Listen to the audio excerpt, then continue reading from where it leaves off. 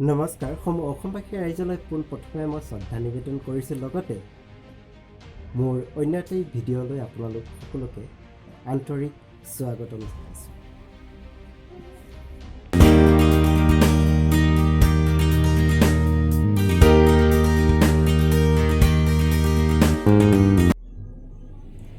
আজি আমি কথা পাতিম আমাৰ জীৱনত আমি কাক অধিক গুৰুত্ব দিয়া উচিত আৰু কাক অধিক গুৰুত্ব দিয়া উচিত নহয়।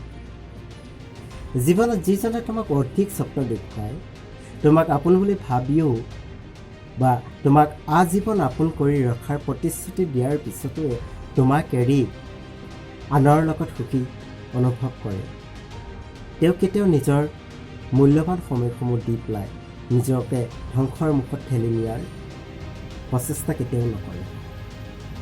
কাৰণ ইয়াৰ পৰা তোমাৰ কেতিয়াও লাভ নহয়, তেওঁৰহে লাভ। জীৱনত সেইজনক গুৰুত্ব দিয়ক যিজনে তেজৰ সম্পৰ্ক নথকাৰ পিছতো তোমাৰ সুখ দুখ প্ৰতিটো মুহূৰ্ততে তোমাক নিস্বাৰ্থভাৱে সংগ দিয়ে।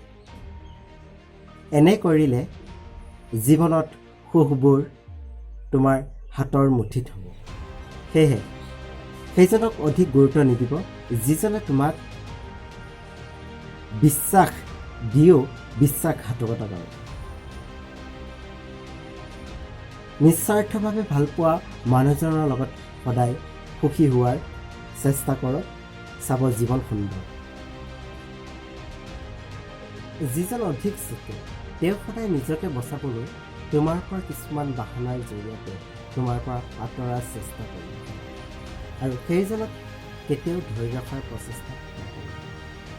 সেইজনক যদি ধৰি ৰখাৰ প্ৰচেষ্টা কৰা যায় তেতিয়াহ'লে জীৱনত কেতিয়াও সুখ পোৱা।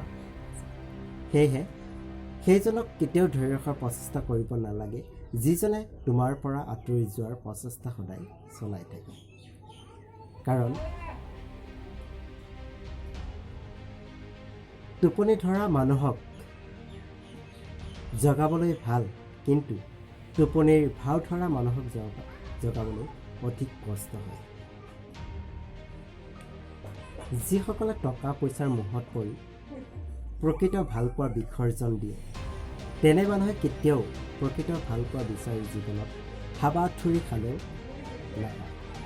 সেয়েহে তেনে মানুহৰ পৰা কেতিয়াও সদায় দূৰত থকাৰ চেষ্টা কৰে, কেতিয়াও নিজৰ আপোন কৰি লোৱাৰ প্ৰচেষ্টা নকৰে।